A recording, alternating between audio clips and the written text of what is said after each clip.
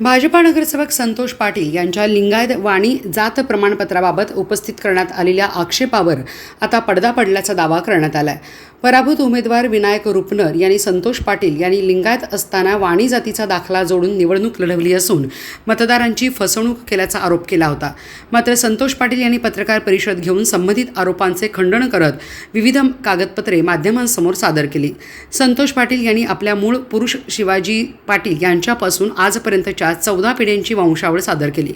तसेच आपले वडील व काकांच्या नावावरील वाणी नोंद असलेली कागदपत्रेही माध्यमांसमोर ठेवली।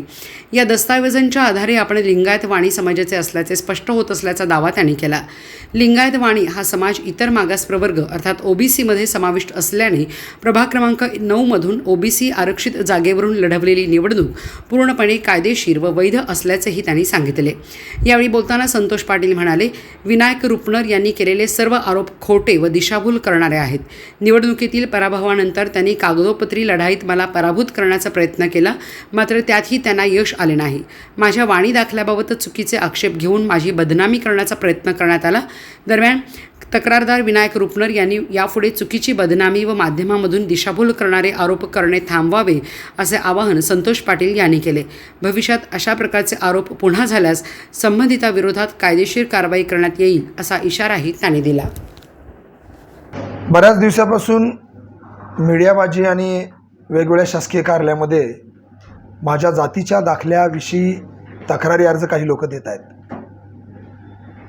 मुळात ज्यावेळी ओबीसीचा दाखला 2017ला मी काढला, तो काढत असतानाच माझे काका विजयकुमार मारुतीराव पाटील उर्फ विजय मारुती पाटील यांच्या शाळेच्या दाखल्यावर त्यांनी जातमध्ये लिंगायत वाणी असा उल्लेख केलेला आणि त्यांचा 2015ला ज्यावेळी ओबीसीचा दाखला निघाला त्यावेळी आम्हालाही कळालं की आमचाही दाखला निघू शकतो आणि त्यानुसार त्यांच्या दाखल्याचा आधार घेत मी माझा जातीचा दाखला त्यावेळी काढून ठेवलेला 2017 साली।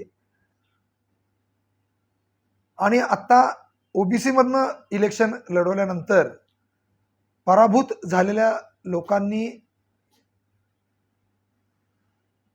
मैदानावरची लढाई हरल्यानंतर कुठेतरी कागदपत्रामध्ये संतोष पाटील घावतोय की काय अशा पद्धतीचं वादळ उठवायचा प्रयत्न केला। वास्तविक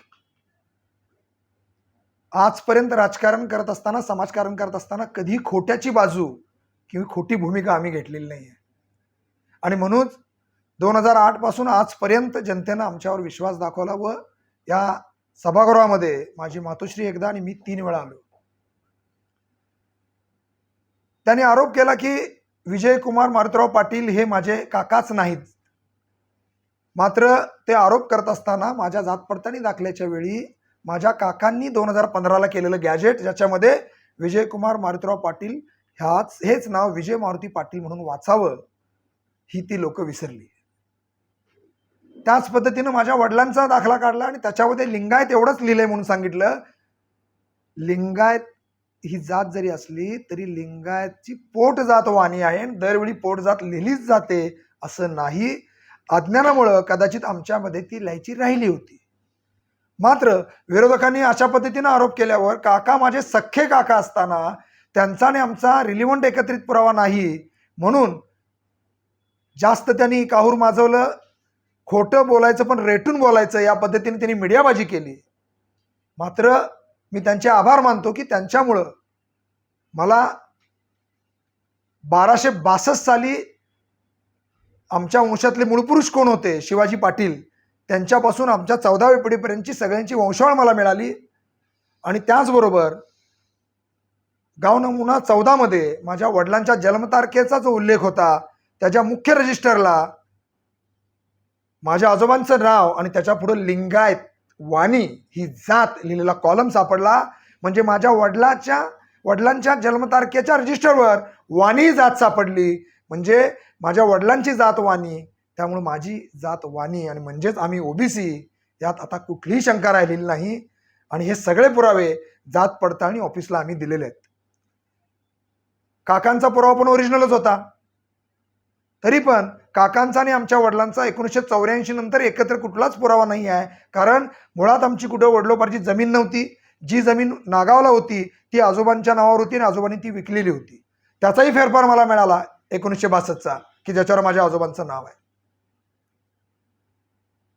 वडिलांचं आणि काकांचं एकत्रित रेशन कार्ड होतं 1982 पूर्वी. मात्र नंतर कुटुंब मोठं झाल्यानंतर आम्ही विभक्त झाल्यावर ते रेशन कार्ड वेगळं करण्यात आलं. त्यामुळं रेशन ऑफिसला आम्ही चौकशी केली तर मूळ पोस्टाचं नाव युनिट लिहिलं असतं. त्या रेशन कार्डमध्ये कुणाकुणाची नावं आहे ती लिहिलेली नसतात. त्यामुळे मला तो एकत्रित पुरावा सुद्धा सापडत नव्हता. मात्र माझ्या वडिलांचाच गाव नमुना 14 जन्माचं रजिस्टर सापडलं आणि त्याच्यामध्ये वडिलांच्या नावासमोर आजोबांचं नाव आणि आजोबांच्या नावासमोर वाणी ही जात सापडली.